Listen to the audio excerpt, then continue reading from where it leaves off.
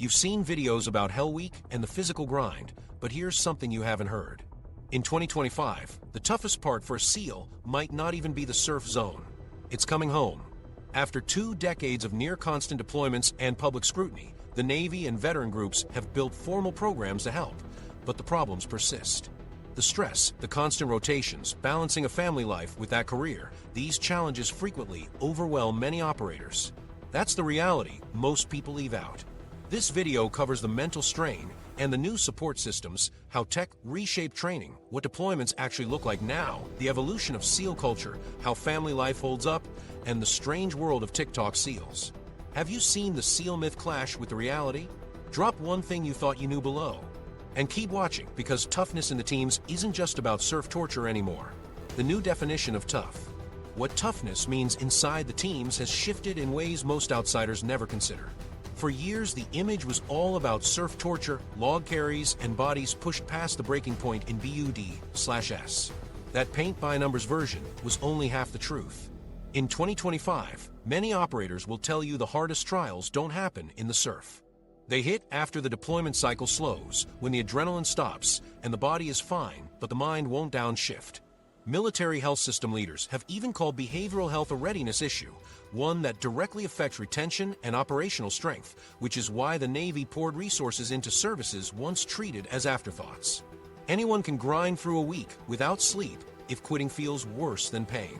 But try coming home from your 4th or 5th rotation and sitting at the dinner table without feeling out of step with everyone you love. That test doesn't come with stopwatches or instructors yelling in your face. It's quiet, invisible, and corrosive.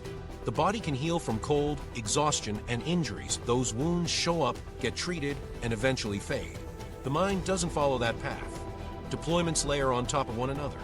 Each trip takes away small fragments of who you were before, and when you return, the people waiting back home haven't lived those shifts alongside you. Your house feels the same, but you no longer entirely belong in it. That's the space where real toughness now gets measured.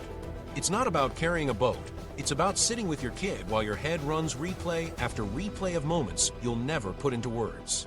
It's having a conversation with your spouse when the easy option seems to be going numb instead. The stress has cost some operators their careers, not during BUD/S, but years later when accumulated pressure breaks the surface at the wrong moment. Some spiral, some shut down, some hold on, but every outcome has weight, and none of it resembles the simple myth of never quit. In the earlier days, the picture looked very different. There were on-base medical services, but stigma was heavy and options were limited. Walking into the mental health clinic meant your car could be spotted, and word spread fast. Many relied on silence or numbing through alcohol instead of opening up. Raising your hand could feel like admitting weakness, and inside that culture, weakness was a dangerous label. Support networks outside the uniform practically didn't exist in any formal way. That mindset, more than training events, buried too many. The landscape in 2025 looks wider. It now includes Navy resources and nonprofit partners like the Navy SEAL Foundation or the SEAL Future Foundation. To put real numbers on it, the Navy SEAL Foundation reported fulfilling 1,282 warrior care requests in 2024 and invested $32.4 million back into the Naval Special Warfare community. That's not background noise, it's lifelines. Families benefit too. Spouses can get sessions tied directly to deployment timelines, and schools receive outreach for kids of deployed operators so the questions don't sit in silence.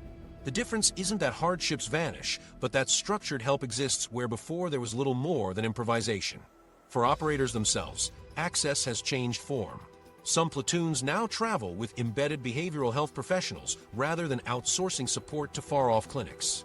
Confidentiality comes baked into the system. Scheduling options and private settings allow counseling without broadcasting it across the command. On the digital side, pilot projects do exist. DoD and Navy-cleared screening apps and fatigue monitoring tools are emerging under human factors initiatives, with Health.mil expanding remote counseling access. These are not universal or mandatory, but they represent real attempts to intervene before cracks spread too far. The shift is clear.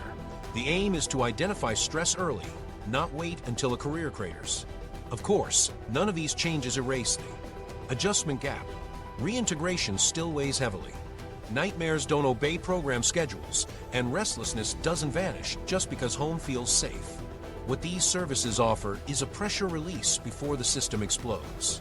An operator who 20 years ago might have wrecked his marriage or career now has at least one route that doesn't involve going under alone. Some of the hardest calls happen among the strongest personalities. The same intensity that carried them through firefights turns inward once the mission ends. Years of living on adrenaline rewire the nervous system, and coming back to calm life feels like slamming the brakes at highway speed. At BUD/S, you get conditioned to push further every day. Nobody issues a manual on rewiring a hyperalert brain once the action stops.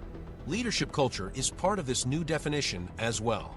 2 decades ago, nobody coached squad leaders to spot emotional cracks. They looked the other way and pushed performance. In 2025, leadership standards make awareness a duty. Ignoring warning signs is treated as failure, not toughness.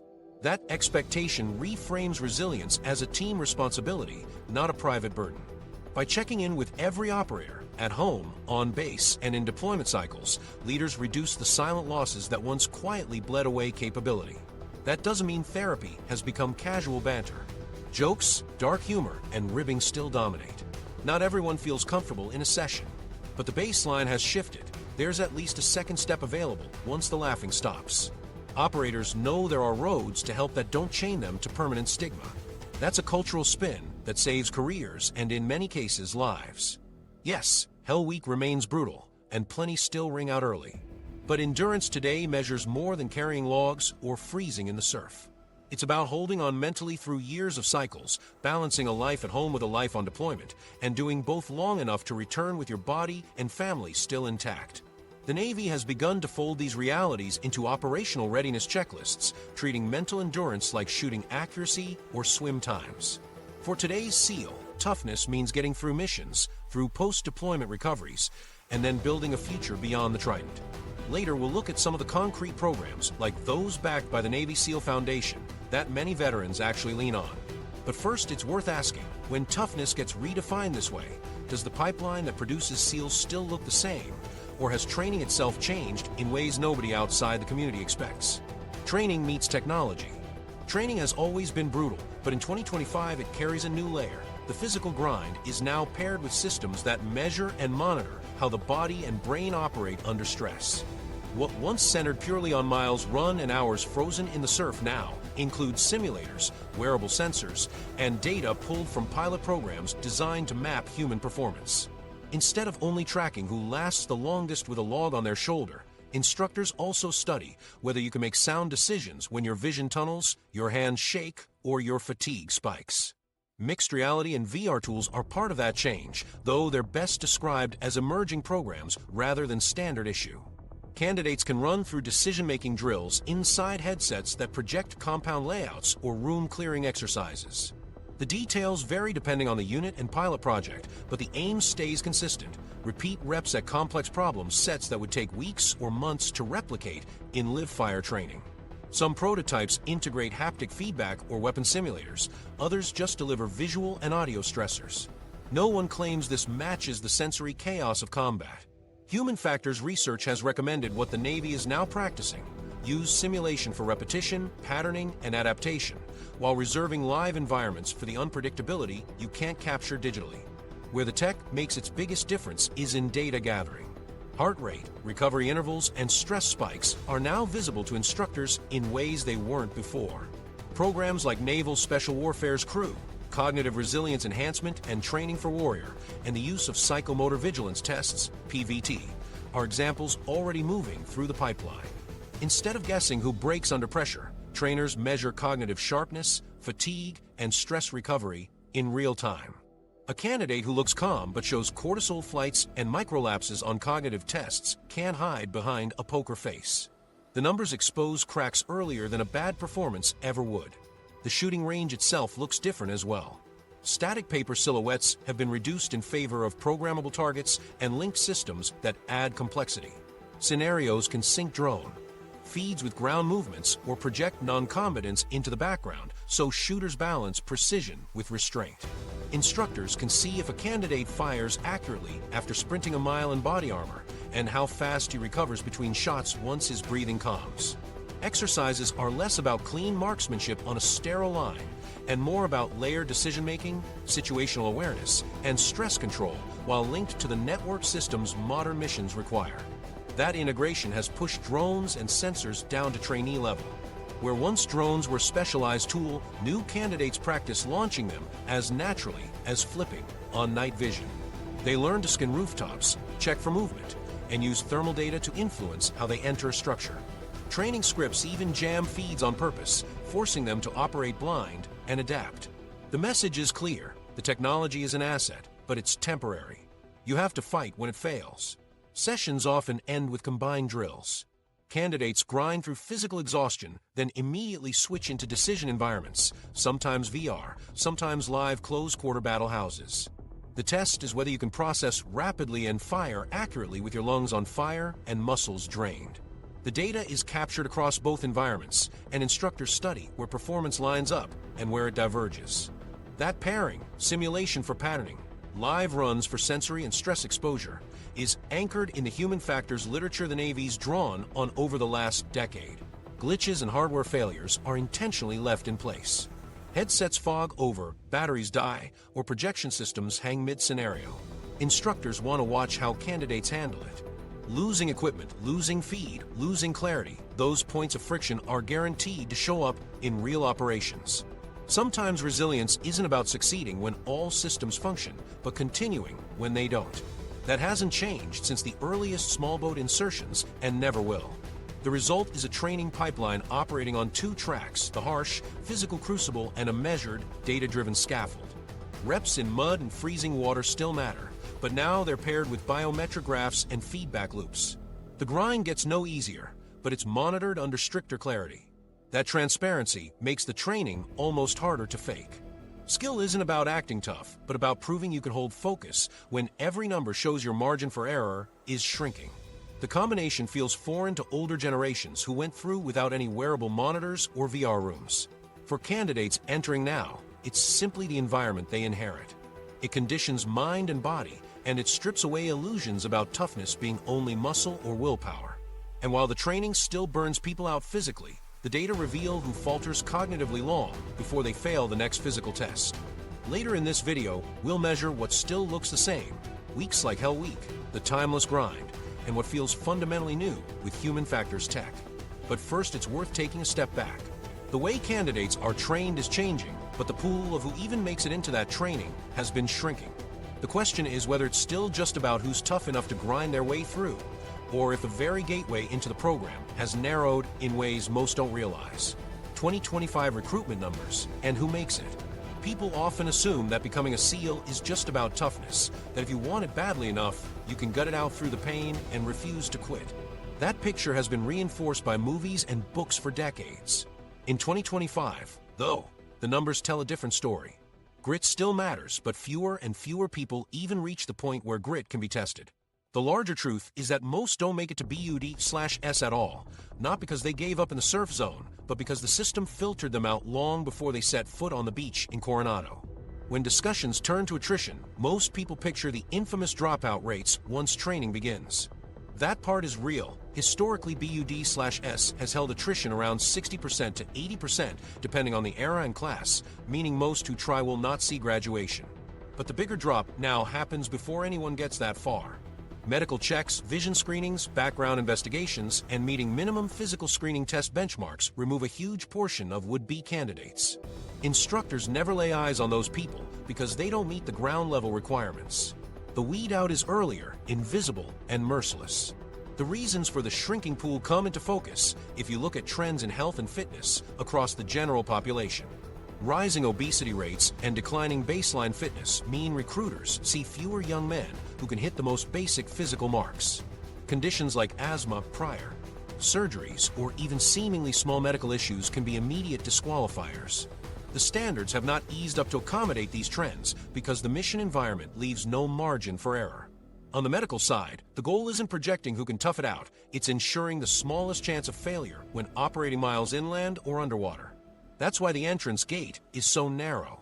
Even something as simple as eyesight can disqualify a candidate. You need to be able to parachute at night, swim in near total darkness, or track laser points under NVGs. If your vision isn't close to perfect, you don't even enter the race. And while toughness has its place, no amount of extra grit changes what a vision chart says during an exam. The same goes for hearing, lung function, or prior injuries. You might want to suffer for the chance, but the Navy doesn't take gambles with lives hanging on precision and reliability. Fitness tests are a big piece of that first cut. Meeting the physical screening test isn't optional, it's the cost of a ticket. On the prep side, the standards force candidates to swim 500 yards, crank out push-ups and pull-ups, hammer sit-ups, and run time miles without rest between events. Those aren't just checkboxes, they're hard metrics that show a candidate's base condition before advanced training even starts. Recruiters report many never come close. Before BUD/S instructors can push them, the stopwatch and pool already have. What's often overlooked are the administrative and background hurdles layered on top of physical ones. Applying for SEALs means passing clearance standards, and that includes looking at legal histories, patterns of drug use, and even financial red flags. Someone with stellar run times and perfect eyesight can still be disqualified if a background check uncovers something that compromises trust. Because SEALs work with highly classified operations and often integrate with allied forces, the system cannot risk a weak link. At that level, integrity and reliability matter as much as swimming speed. Given the pool is smaller, many wonder, does the Navy ever consider lowering the bar to fill slots? The reality in 2025 is that standards have stayed firm, even under pressure. Operational needs limit how many waivers can be considered, but significant shifts haven't happened. The SEAL community depends on credibility with partner forces and mission reliability. Relaxing requirements for the sake of filling numbers would undercut both. The message from leadership has been clear: if fewer people qualify, then fewer move forward, even if it means some force manning challenges. Inside the training pipeline itself, the impact is clear. Instructors at BUD/S look at a starting class and know the odds. Of the boat crews lined up on day one, maybe 1 or 2 per crew will stand at graduation months later. That was true decades ago, and it remains true today. The added reality now is how few ever make it to that starting line compared to previous years. By the time helmets are lined up for quitters on the beach, the majority of potential candidates have already been cut away by screenings no one ever sees. There's also a gap between General Navy standards and Naval Special Warfare standards. You can be medically cleared and fit for Fleet Naval service and still fall short of what SEAL training demands. The swim times are faster, the runs are stricter, the underwater tolerance tests and cognitive screenings are pushed higher. Pressure chamber tolerance, for instance, is not a standard the average sailor encounters, but is mandatory for special operators. These higher requirements exist because of the nature of missions, not to make life unfair. When you operate outside the wire, every ounce of endurance and alertness matters. The generational shift adds another layer. Recruiters report more potential candidates failing baseline events long before paperwork moves forward. On early swim tests, some can't meet the minimum. On push-up and run events, many fall behind within minutes. The contrast is stark compared to earlier decades when more 18 or 19-year-olds arrived in shape from sports or basic active lifestyles. Today, hours spent sedentary and higher calorie diets create a steeper hill to climb. The funnel narrows not because the SEALs are making it harder, but because fewer entering the pipeline are physically prepared. All of this combines into a layered funnel that produces the Trident wearer in 2025. The public sees the surf torture and carries logs in their mind as the great filter. The reality is different. The great filter begins the moment a candidate says he wants to try. Screens, exams, tests, and clearances eliminate the majority weeks or months before training starts. Then BUD/S itself hammers the rest down. Those who survive are rare, not just for enduring cold nights and bruised ribs, but because they are the narrow survivors of multiple rounds of cuts across medical, fitness, psychological, and security standards. That's the major point. SEALs aren't rarer today because training itself became some new, impossible monster. They're rarer because the funnel leading into the training is now so tight that only a sliver ever makes it inside. Toughness still defines the culture, but toughness alone doesn't buy an entry ticket anymore. Eligibility, readiness, and elimination at multiple checkpoints created a force where the operator who earns a Trident in 2025 stands as one of the smallest fractions of potential applicants. And passing that gauntlet is only the start.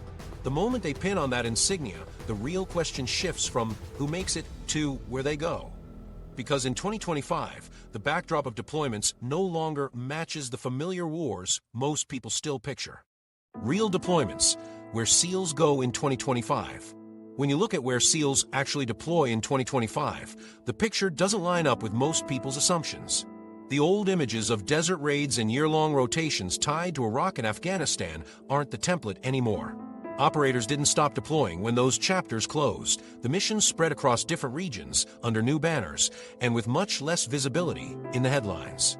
The tasking is still heavy, but now it's scattered into smaller, lower-profile theaters where the footprint is reduced, the partnerships are more prominent, and the missions blend into the background of global security. Africa remains one of the most consistent, but least understood areas. Few Americans connect SEALs with the Horn of Africa or inland hotspots, yet these rotations continue with quiet urgency. Teams move into austere bases, train side by side with local partner forces, and conduct operations designed to disrupt emerging extremist networks before they grow. From monitoring illicit trafficking routes to providing small unit support on raids led by partner militaries, the work is vital but deliberately low profile. The goal here isn't to dominate entire wars, but to reinforce fragile tripwires early, before a threat expands into something requiring larger U.S. involvement. For operators, it's long, grinding hours in countries where medevac support is thin and daily conditions can break you down even if contact never happens. Shift to the maritime lanes and the emphasis changes. The Indo-Pacific and Red Sea regions have taken on growing weight, and SEALs now find themselves operating often in what get labeled as maritime security or freedom of navigation roles. Here, missions may mean boarding vessels flagged for violations, inspecting cargo suspected of feeding sanctions evasion, or conducting maritime interdiction alongside allied navies.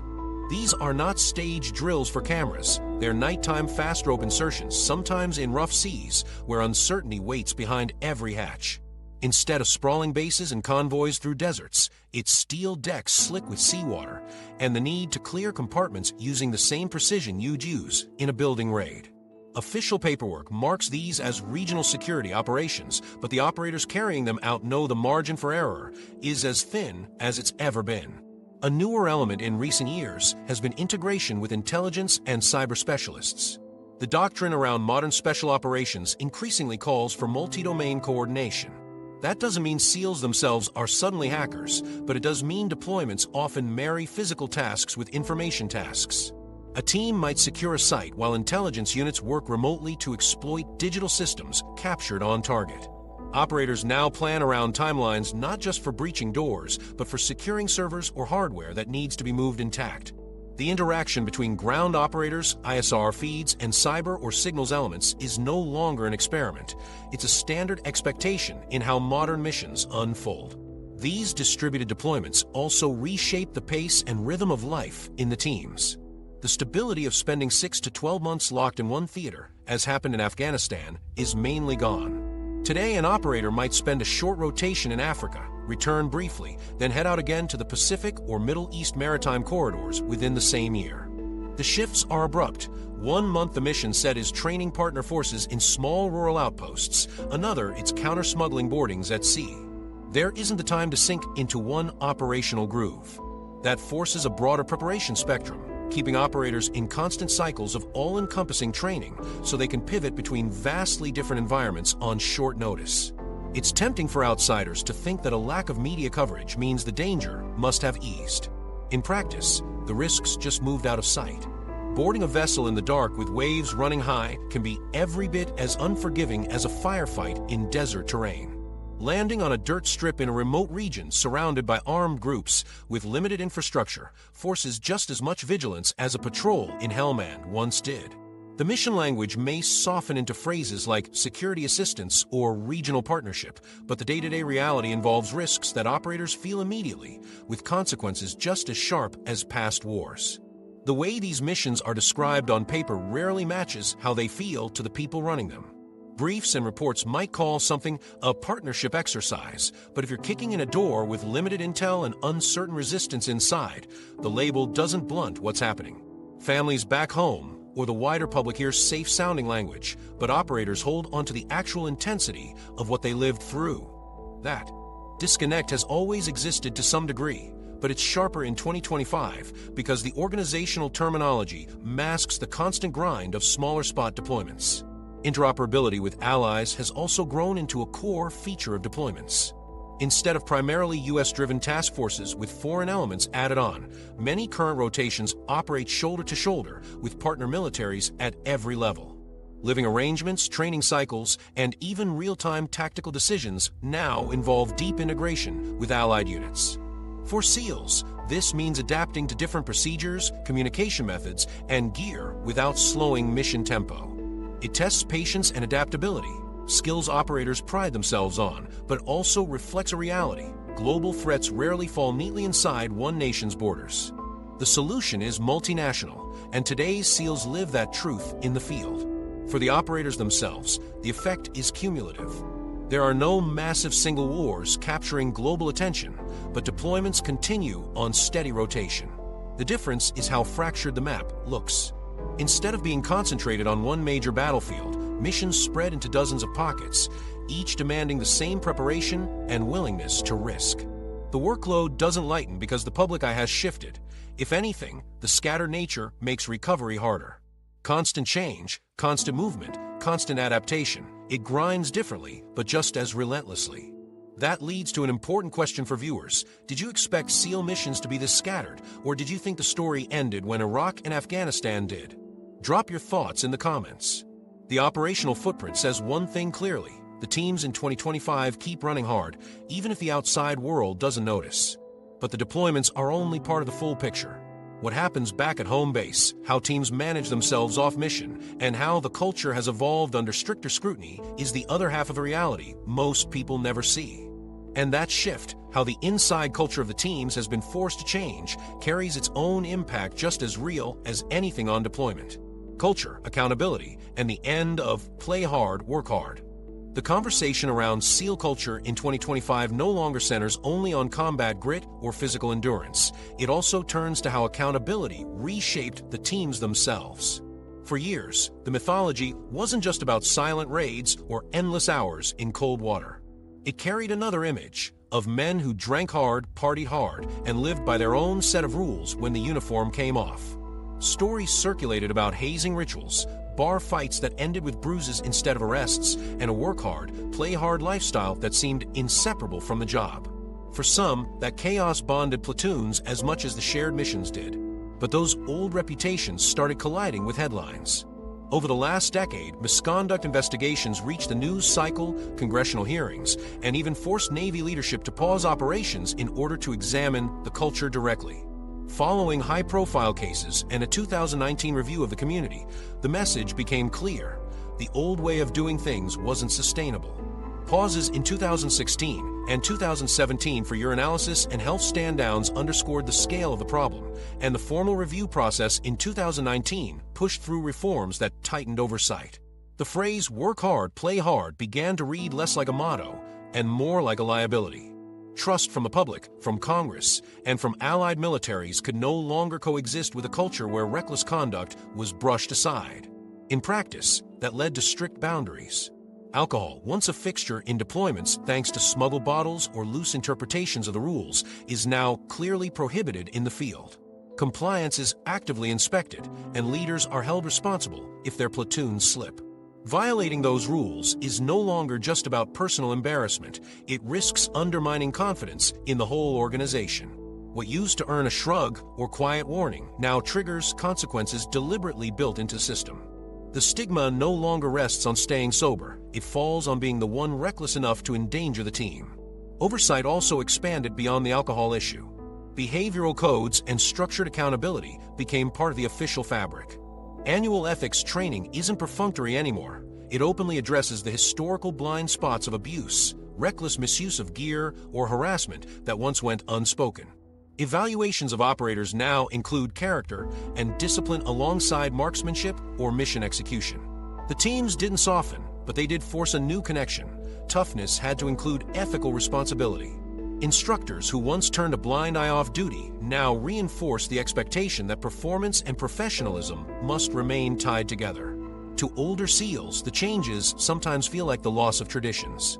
They point to past platoon blowouts as bonding rituals or hazing lines as harsh lessons in trust. Some see the shift as sanitizing culture that once thrived on edge and unpredictability. Younger candidates, however, grow up inside an environment where constant surveillance and the permanence of online videos leave little space for the old lifestyle. A single recording from a reckless night in port can undo a career, not just for one operator, but for an entire unit. The attention forced a cultural calculation. Protecting the trident mattered more than preserving the myth of endless indulgence. This doesn't mean camaraderie disappeared. Loyalty within a platoon remains as fierce as it ever was, and the edge of humor, banter, and shared suffering still defines most interactions. What changed is how far that energy is allowed to extend. Crossing between joking and harassment, or between release and recklessness, now carries a real cost. Leaders are expected to stop it, not ignore it. Operators know the line is clearer, and while some resent the formality, most accept that without it there are wider consequences. Partner nations may lose faith, congressional scrutiny can cut programs, and the perception of integrity evaporates. For the profession, this is about preserving mission trust and partnership credibility, not just about limiting off-duty fun. The shift in narrative has also changed the outlook for incoming candidates. Today's recruiting pipeline includes direct conversation about accountability and behavior. Those who imagine SEAL life as endless adrenaline and wild nights hear instead about medical checks, ethical scrutiny, and constant evaluations. Some recruits walk away, deciding the discipline extends too far. Others stay and embrace the change, seeing the trident not only as a symbol of surviving Hell Week, but standing up to higher expectations. Inside the community, many operators now take pride in being sharper and more professional than the outside world once assumed. Harder doesn't have to mean reckless. It can mean disciplined under a microscope. Professionalism's reach is not confined to field operations. It extends into every corner of the teams. After-action reports, senior mentorship, even the way platoons are inspected on base all reflect the belief that being combat-ready and being trustworthy are inseparable traits. The old message carried through whispers was, as long as you crush it on target, what you do afterward doesn't matter. The current message is the opposite. If you can't carry discipline everywhere, you can't carry it into battle either. That shift in framing has slowly recalibrated how younger operators measure themselves against the legends they heard growing up. The adjustment, naturally, isn't flawless. Culture doesn't rewrite itself overnight. Some veterans wrestle with conflicting feelings about the era they came from and the one they leave behind for new recruits. But when you listen to SEALs still serving in 2025, what emerges is a consensus. Credibility is as much a weapon as any rifle or parachute. A platoon's value doesn't rest on how much chaos it can survive on a Friday night, but on whether it remains reliable to allies, to leadership, and to the reputation of the Navy itself. The culture shifted not because discipline felt convenient, but because the survival of the wider community demanded it. For the operators, that survival is not just professional, it affects their personal lives as well. The same discipline that governs deployments and off-duty conduct now intersects with the realities waiting at home. Separation, long rotations, and the invisible pressures of carrying both battlefield experiences and higher scrutiny back into family life often strain the people closest to them. The next layer of the SEAL experience lies there, where the culture of accountability collides with the unrelenting demands of family and relationships. Family, relationships, and the invisible battle at home. Life in the teams brings weight that follows operators home, pressing hardest on families who never signed up for the mission but live inside its consequences every day. Rotations pile up, birthdays pass without notice, and even when someone is physically at the dinner table, their mind may not have left the last deployment. For spouses and children, that absence becomes its own fight. Partners shoulder holidays, school pickups, and bills on their own, while living in the shadow of worry about what happens on the next mission. Kids grow up watching their parent leave more than they return, and those fractured stretches of time often make reconnection uneasy. Some households adapt and endure. Others erode more quietly, unraveling not in a dramatic collapse, but through years of silence and distance. Operators themselves describe feeling anchored to two separate worlds. The platoon becomes a second. Family, because eating, sleeping, training, and risking everything together bonds people at a deeper level than ordinary life allows. That closeness makes it harder to re-enter home routines that have shifted in their absence, where small details, school projects, growing kids, subtle changes in a spouse, feel unfamiliar. Veterans often admit that sliding back into family life can feel harder than a tough deployment. It's not that they care less about their families, it's that the all-encompassing focus of the teams rewires how they connect. Recognizing how corrosive that pull can be, naval leadership eventually came to treat family stress not as background noise, but as a direct readiness concern. Historically, separation and strain led to higher divorce rates in the special operations community compared to broader military averages. For decades, this was left largely unaddressed. Collapse at home was seen as part of the cost of the career. By 2025, that notion had shifted. Family resilience is now treated as essential for operational stability. Command sees fractured households not just as private hardships, but as factors that ripple back into mission outcomes. This reframing prompted both institutional programs and nonprofit partners to step forward with structured support. The Navy now weaves family programs directly into deployment cycles. Family readiness officers contact spouses before departures, provide updates during long absences, and remain engaged after return. Whole family counseling sessions help children process the long absences with as much focus as the adults. Operators are urged to include spouses in pre-deployment briefs so that families hear an honest account of pressures, not a sanitized summary. The Navy SEAL Foundation and SEAL Future Foundation play a central role here. In 2024 alone, the Navy SEAL Foundation reported fulfilling 1,282 warrior care requests and investing $32.4 million into naval special warfare family and operator support programs. Some of that funding covers dependent illness support, counseling resources, childcare, and structured camps for kids of deployed parents, practical lifelines designed to reduce isolation. Leave policies have also evolved. After repeated deployments, operators are now granted more structured downtime to let home life breathe. These periods aren't limitless, but they break the old cycle where operators barely arrived home before being pulled away again. Families are given clearer timelines to count on, and though missions still rearrange lives unpredictably, having at least some stability makes the difference between barely coping and staying intact. These measures do not erase the core challenges, but they slow the damage enough for some marriages and families to hold. None of this covers the deepest pain of missed time. Events like birthdays, first steps, or school graduations don't wait for schedules to align. Families learn to live with that loss, but it leaves marks that counseling can only partially address. A marriage therapist can help partners communicate the resentment and exhaustion, but neither therapy nor brief downtime erases years of separation. For many, the choice eventually lands in stark terms: sacrifice stability at home for the sake of career, or sacrifice career to preserve the household. Each family makes that choice on its own terms. Where change is visible is in the end of silence. In earlier years, military spouses often wore an unspoken badge of endurance. Complaints stayed buried. Families pretended stability at barbecues while strain grew privately. Today, official and informal networks connect spouses to one another and provide forums where struggles can be acknowledged instead of hidden. Children with deployed parents are identified in schools and paired with support channels. The pressure hasn't lessened, but awareness has brought just enough visibility to soften a sense of isolation. Even so, separation often wins out. Divorce still shadows the community, and some couples split quietly during service to provide more stable lives for children. Others wait until retirement, only to discover that the shift to civilian life creates new friction when a combat-driven partner struggles to adjust. Programs help, but they can't rewrite history. The relentless tension of supporting two full lives simultaneously, on deployment and at home, remains a conflict that too often wears families thin. Yet, among those who endure, there are consistent traits. Families who make it work often build rigid rituals. Short calls every Sunday are non-negotiable. Letters saved in shoeboxes remind children of absent parents, and homecoming moments become anchors to hold the space between chaotic separations. These gestures matter. They become proof to children that love exists even inside the absences. Families that bend instead of breaking show just how inventive resilience can be when tested repeatedly. Their survival doesn't mean the job became easier, only that they reshaped themselves around the demands without giving in. By 2025, one reality is clear. It isn't only the operator who signs on for the mission. Every family member feels it carved into their lives.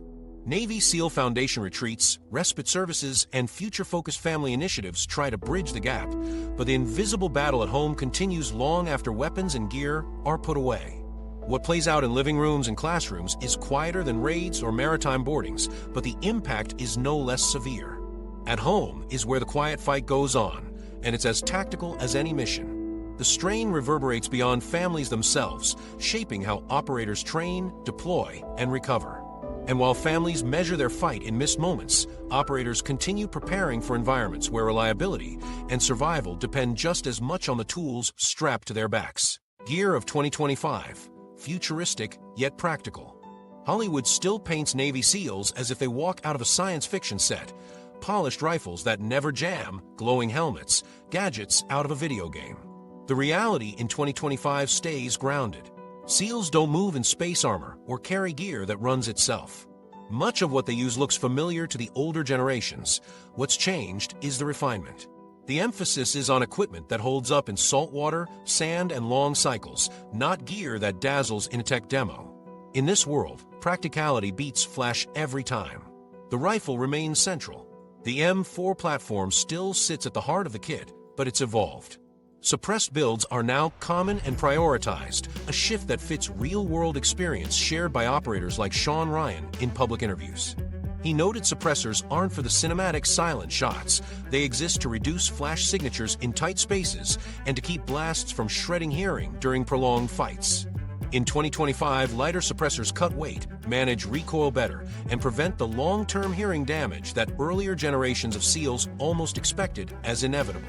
Suppression has become part of survivability. Optics have stepped forward but should be seen as emerging tools rather than universal kit. Adaptive scopes and thermal overlays are being tested in human factors research programs, including visualization and era-style concepts mentioned in defense journals.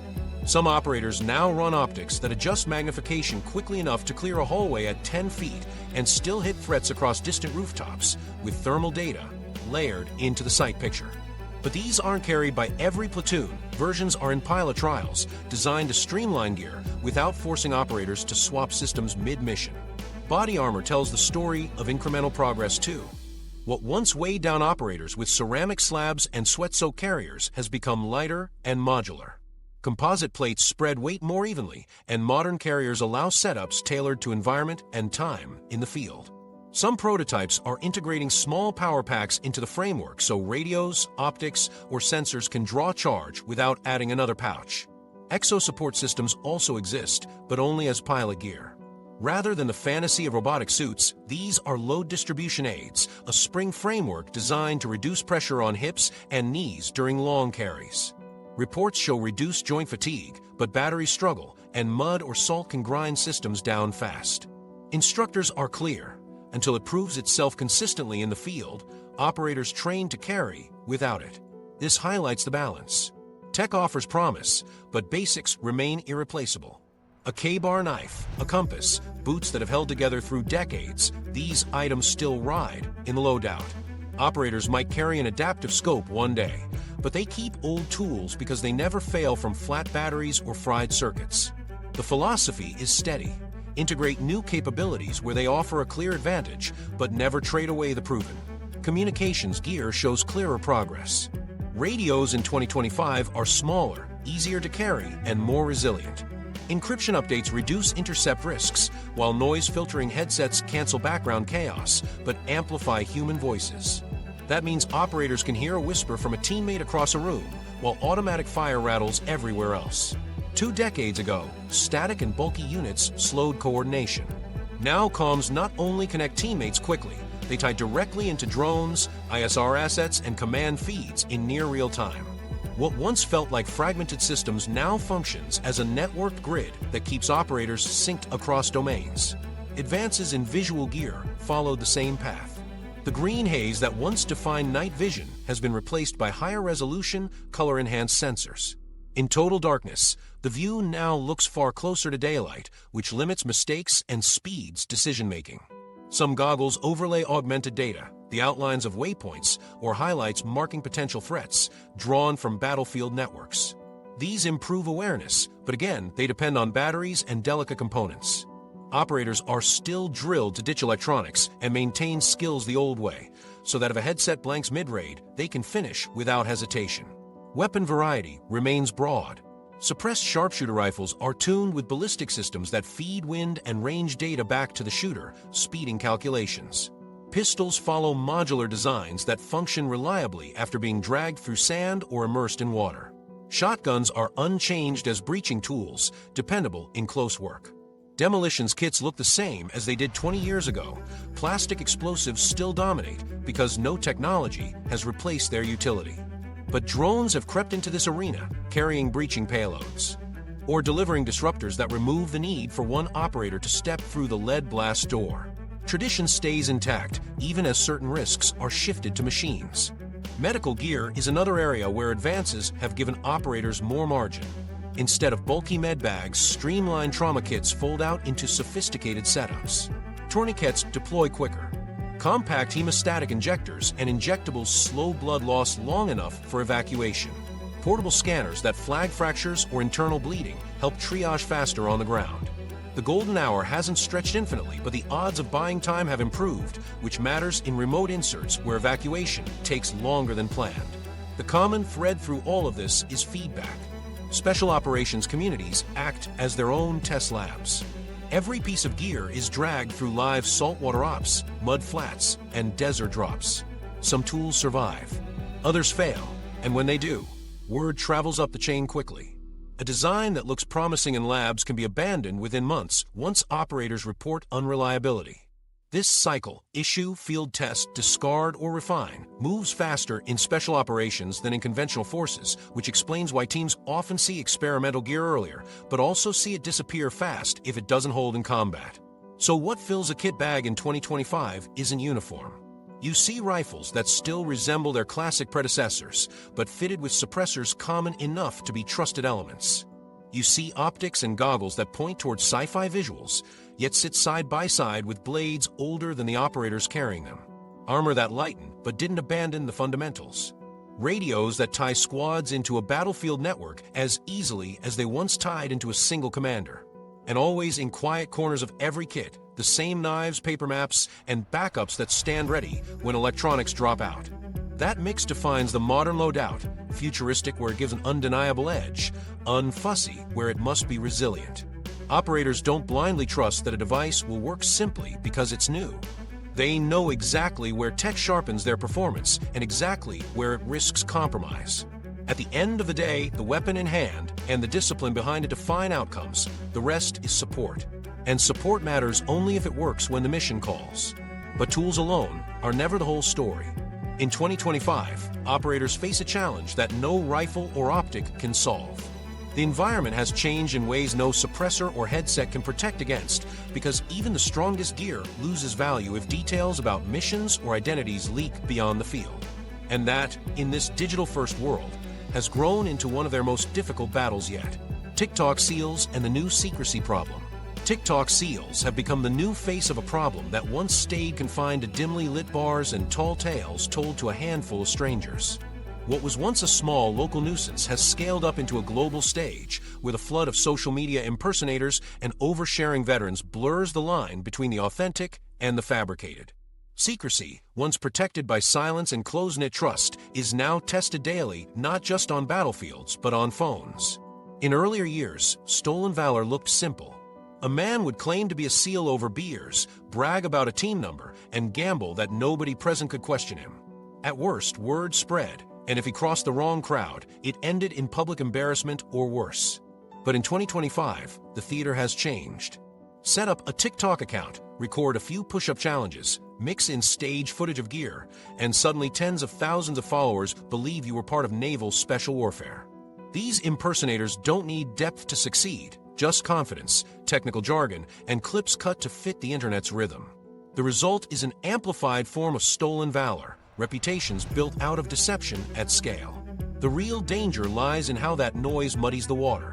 For everyday viewers, it becomes harder to distinguish a fraud from an actual veteran. Followers assume credibility simply because of how content looks or how many others endorse it. For the SEAL community, the stakes are sharper.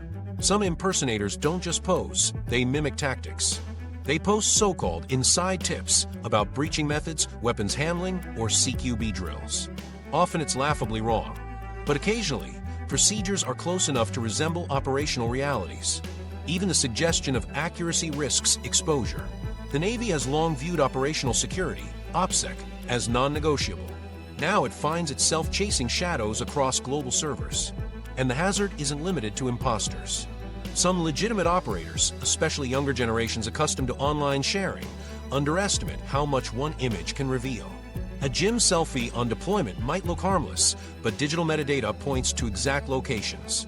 A background object or configuration of gear can expose information adversaries piece together. Intelligence services scrape these crumbs relentlessly, pulling context from fragments.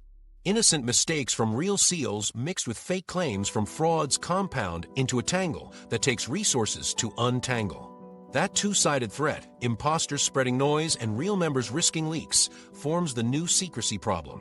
The Navy has not ignored this shift. Oversight processes that once focused on published books or media interviews have extended into the personal realm. Clearance checks still exist for public content, but now personal accounts fall under regulation as well. Operators sign agreements that place their digital presence within the scope of military law.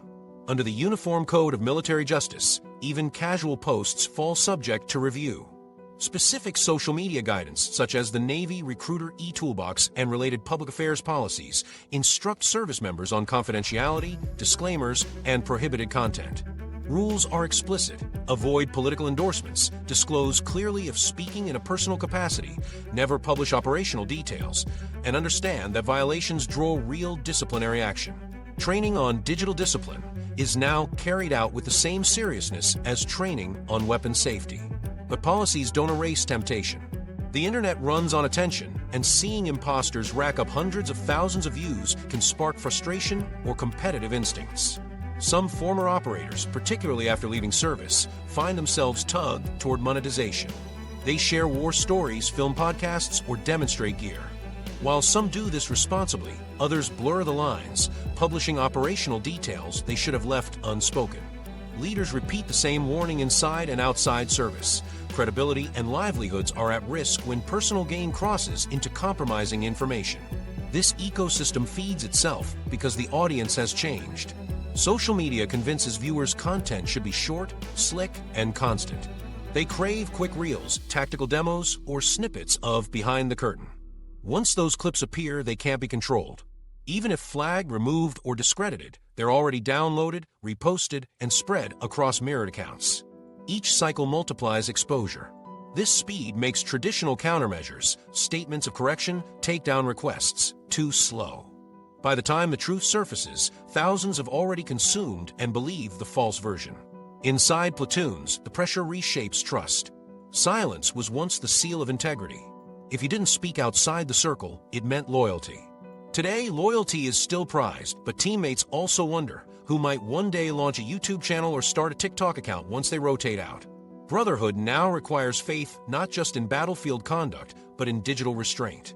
Active operators are reminded constantly that even a fragment of leaked detail can compromise not just their own platoon, but every team downrange. This ongoing digital distortion does more than confuse the public. Enemies monitor viral clips, weighing them against official intelligence. Allies assess credibility based on what seeps across platforms. And the American public, the same citizens who fund, support, or oppose foreign operations, may come to conflate viral imposters with the real standard of professionalism. The cost is erosion of trust at every tier: mission partners, leadership, and civilian supporters. In operational communities where credibility equals capability, that erosion is dangerous. Numbers illustrate the contrast clearly. In 2005, a fake SEAL reached maybe a barroom and a dozen strangers. In 2025, a well-staged video of someone in tactical gear can rack up hundreds of thousands of views by the weekend. Some of those viewers never encounter follow-ups exposing the fraud. To them, the impersonator remains the expert. This undermines not just the reputation of individuals, but the collective integrity of naval special warfare. A battle once waged face-to-face has become a digital fight playing out across continents, feeds, and search algorithms. That urgency explains the Navy's uncompromising stance. Monitoring isn't drama, it's protective practice rooted in policy. Social media activity falls under regulation, and personal accounts are not exempt.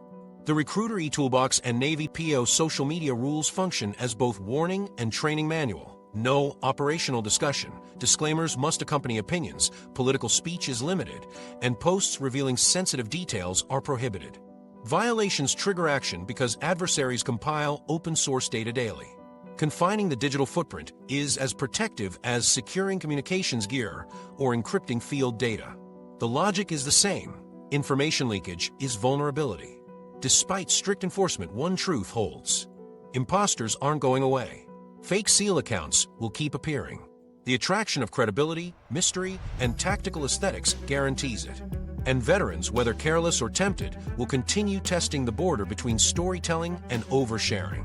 The challenge isn't to eliminate the noise, it's to guard against the pieces within it that threaten missions, partnerships, or credibility. And in this sense, secrecy is no longer just discipline in uniform. It is a practice brought home into every civilian setting, carried inside every pocket and every phone. So here's where the digital meaning of staying quiet lands. It isn't only about refusing interviews or skipping the book deal. It's about practicing restraint in everyday culture where audiences online reward oversharing and devalue silence. That discipline now defines a new layer of toughness, resisting likes and views in favor of protecting what needs to stay unknown. When you think about it, this battle over stories and secrecy raises a deeper question. If identity and credibility can be distorted so easily online, what happens when a SEAL leaves the community altogether? Once the uniform comes off and the job and structure are gone, how does someone hold on to who they are? If you've ever seen an impersonator or questionable veteran video online, drop what you noticed in the comments without naming names. It'll be interesting to see what patterns stand out in the stories people share. Because after the noise of social media and the struggle over secrecy, another test waits for SEALs. What comes next? When the trident is set aside and the mission no longer defines everything, the search for identity begins, and that journey is often harder than most expect. Post-service paths and the search for identity. When an operator leaves the teams, the mission ends abruptly, but the mindset and habits remain. That's often the first wall they hit, the sudden loss of structure. For years, every day is mapped out by the minute with a purpose that leaves no space for idleness. Once that framework vanishes, the silence can feel heavier than combat. Veterans often describe the experience as going from constant acceleration to a dead stop with no transition in between. For some, that abrupt drop is the most dangerous moment of their lives. Life outside also exposes just how irreplaceable the platoon bond is. Inside the teams, trust and belonging are automatic. You eat, sleep, and fight alongside the same men, depending on each other with absolute certainty. In the civilian world, that bond evaporates. Nobody anticipates your shorthand. Nobody feels the same urgency. Instead of scanning rooms with teammates, a veteran faces conversations about office schedules and mortgage rates. That gap between the intensity of platoon life and what comes after can eat away at even the strongest, leaving ordinary life feeling hollow. Without that foundation, some lose their balance. Alcohol and drugs slip in as substitutes for adrenaline. Sudden isolation magnifies depression. Divorces rise at the same time many veterans struggle to figure out who they are without a trident on their chest. The temptation to chase chaos through reckless driving, fights, or self-destructive habits often surfaces as a way to feel alive. For these men, leaving isn't retirement, it's stepping off a cliff without a parachute. But not every story follows that trajectory. Others find new ways to channel skills that once only mattered in combat. Leadership, decisiveness, and ability to operate under pressure translate cleanly into business or entrepreneurship. Former operators run companies, build training pipelines for law enforcement, or coach young athletes. Still others turn toward advocacy, fundraising, and nonprofit work. They repurpose the discipline and mission-driven mindset of the teams into ventures that provide a renewed sense of purpose. For them, uncovering the next mission is the lifeline that makes leaving survivable. By 2025, more organizations recognize the stakes and try to intervene before veterans fall through the cracks. The Navy SEAL Foundation provides family support, scholarships, and financial aid for operators shifting into civilian life. The SEAL Future Foundation, SFF, focuses heavily on transition itself, matching veterans with mentors, career opportunities, and medical programs. Its forward operating base model replicates the support structure of a platoon, creating small peer-run hubs where veterans can rely on each other again. Research from SFF shows measurable results. Thousands of counseling and health treatments delivered, hundreds of veterans placed in jobs, and widespread participation in career workshops. These programs push past "don't let him collapse" and move toward "give him purpose again." The difference shows up in outcomes. Therapy has expanded as well. Beyond standard counseling, operators with traumatic brain injuries and psychological scars now explore new treatments. Blast waves, free-fall landings, and years of microconcussions leave veterans with memory loss, mood swings, and chronic depression. For years, the options were limited: painkillers, sleeping pills, or silence. Today, experimental approaches such as hyperbaric therapy, transcranial stimulation, and controlled psychedelic treatments have entered the picture. Sean Ryan and others have spoken about using ibogaine, or 5-MeO-DMT, in therapeutic environments to break cycles of trauma that conventional therapy couldn't reach. These methods remain experimental and don't work for everyone, but some veterans report life-changing improvements. For men who felt every door shutting, having another option at least opens a way forward. That said, stigma remains stubborn. Older generations sometimes dismiss therapies they didn't grow up with, labeling them weak or suspect. But the community overall has shifted. The message is no longer tough it out. It's find what works. With suicide rates still unacceptably high, more veterans and families are willing to consider anything that improves survival and stability. Each success story, whether through traditional therapy, emerging treatments, or nonprofit mentoring, adds weight to the idea that the fight doesn't end when the uniform comes off. It just changes form. The most difficult layer of transition is identity itself. In the teams, every member belongs to something larger. That identity validates years of sacrifice. Outside, nobody cares about compound raids or long swims under night vision. Civilians don't understand the shorthand on a SEAL's resume, and employers rarely see how sniper or breacher translates into value in an office. The loss of recognition feels like erasure. That's why transition programs now work to reframe combat skills in civilian language: project management, logistics, crisis leadership. The terms may sound bland, but they help veterans realize their worth survives the shift. Still, letting go leaves scars no program fully erases. Nightmares, insomnia, and flashbacks linger for decades. Therapy helps piece by piece. Family support helps too, though it carries its own strain. Some veterans stabilize, learning to manage symptoms while keeping careers and households intact. Others never fully shake the burden. Even those who succeed visibly running companies, training units, or leading nonprofits admit that pieces of combat live with them daily. Transition is not about forgetting. It's about learning to keep moving under the weight. What makes the difference, more than anything, is connection. Veterans who step back into peer-run spaces like the SEAL Future Foundation's community network often cope better than those left adrift. Those programs recreate the structure of a team, where members watch each other closely, call out warning signs, and provide direction in moments of need. That replication of platoon culture, the idea of having someone cover your six, even outside uniform, remains one of the strongest antidotes to collapse. The system in 2025 can't remove the cliff of transition, but now there are nets. The Navy SEAL Foundation invests tens of millions annually into family and operator support. The SEAL Future Foundation reports thousands of veterans utilizing health treatments and educational opportunities. Counseling tools range from traditional therapy to advanced pilots. Mentorship and community hubs give another layer of safety. It's not seamless, and it never will be, but the tools exist in greater number and sophistication than in the past. For those leaving, the question shifts from "who were you in uniform?" to "who are you willing to become now?" Some burn out and lose themselves. Others adapt, rebuild identity, and lead again in new arenas. Many find transition isn't a single hurdle, but a daily mission, stitched together step by step. Survival outside the team's demands as much endurance as the harshest days of training, only without the instructors pushing you forward. In the end, transition is a mission in itself. These days there are better tools, but success still depends on the person and the network around them. And when you step back to look at that larger picture, family strain, tighter cultural expectations, digital oversight, new therapies, it raises a comparison worth asking. What does the life of a SEAL in 2025 really look like beside one from 20 years ago? What life looks like compared to 20 years ago?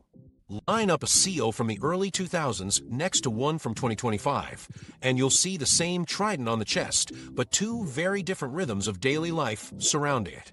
Back then, reputation carried a sense of reckless freedom, long nights in bars, endless rounds of drinking, and hazing rituals counted as normal. Work hard, play hard wasn't a saying, it was a governing rule. The only line that mattered was showing up fit to operate the next day. That culture gave the teams their edge, but also seeded problems leadership later had no choice but to confront.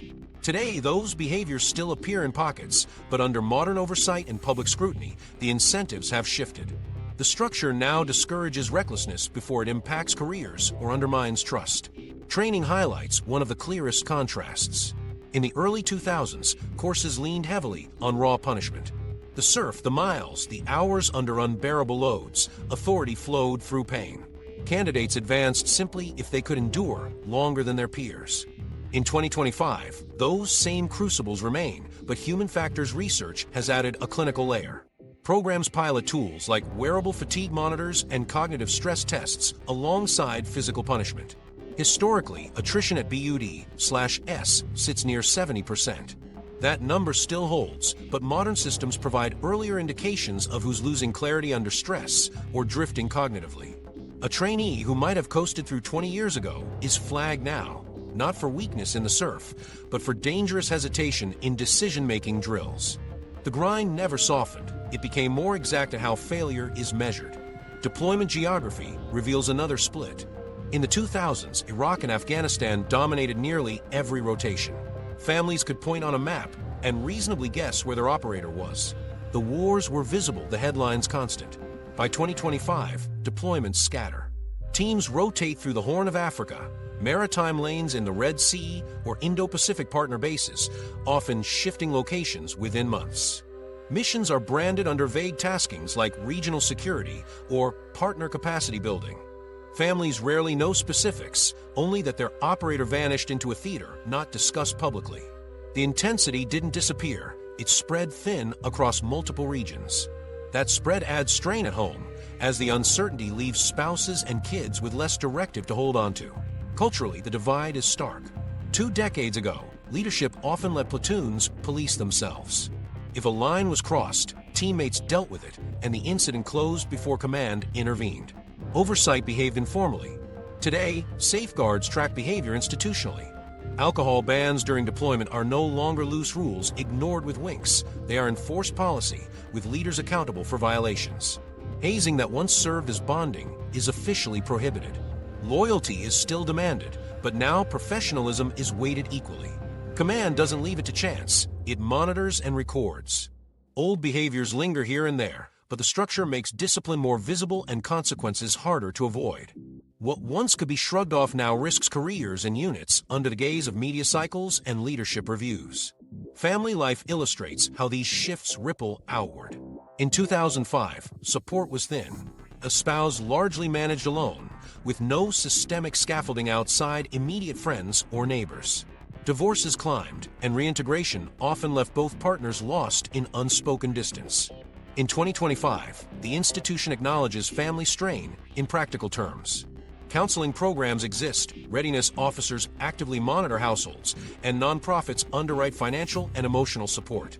Families still fracture, divorce rates remain higher than average, but the difference is visibility.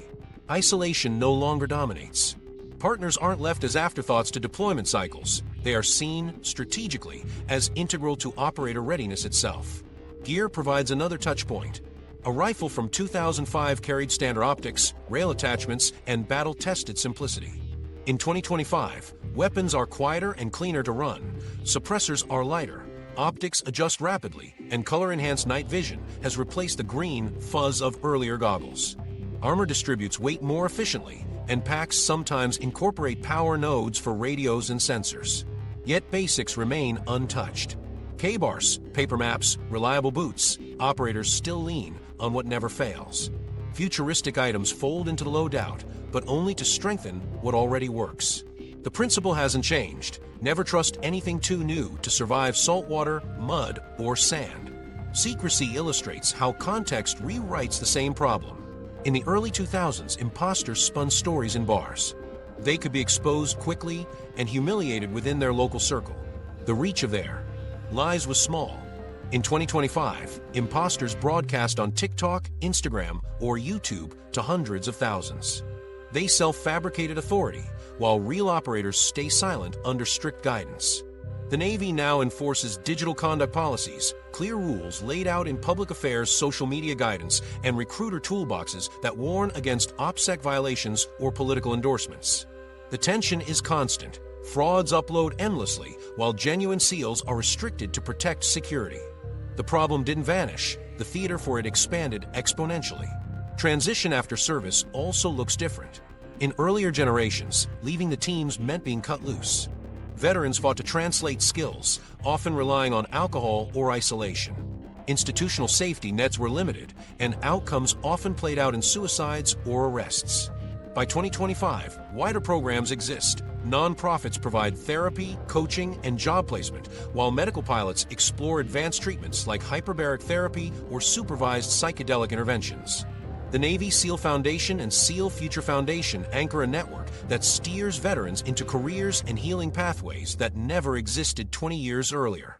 The leap into civilian life hasn't gotten easier, but nets now exist to catch those who fall. Through every contrast, the one element that refuses to shift is risk. Whether on deployment in 2005 or 2025, an operator still steps into uncertainty, crossing thresholds where danger is real and outcomes unpredictable. The tools may differ, the culture may have matured, and the geography may have widened, but walking into a dark room, weapon first, has not changed. Hazard, fatigue, and cost on families remain constants across both timelines. Summed up simply, the job is the same, but the environment wrapped around it is not. What was once tolerated as reckless fun is now monitored under policy. What once centered on 2 wars now disperses across continents. Gear advanced, but old tools remain. Families gain sight lines and programs, but still carry the weight. Secrecy shifted from bar talk imposters to viral impersonations. Survivors of service face new treatments where older ones stood alone. Old and new overlap in unexpected ways, but the contrast is undeniable. Same trident, different landscape. And that brings us to the last question. Not about equipment or geography, but about what drives these men at their core. Being a SEAL was never just about strength. The sand, the water, and the punishment in training are still there, but in 2025 the true test extends beyond the surf. Operators now carry stress that lingers long after missions end, under rules, public scrutiny, and digital risks that didn't exist 20 years ago. The body can recover from cold and fatigue, but the mind has to keep moving long after gear is stowed. Programs like the Navy SEAL Foundation, SEAL Future Foundation, and expanded military health system resources exist to catch that weight. In 2025, the hardest fight is often at home. Survival depends on mental readiness, community support, and discipline off duty as much as in the surf. If you want a follow-up deep dive into the Navy's mental health programs or the real selection numbers, hit like and comment which you want to hear about. And if you want more no-nonsense breakdowns of military life, subscribe so you don't miss the next one.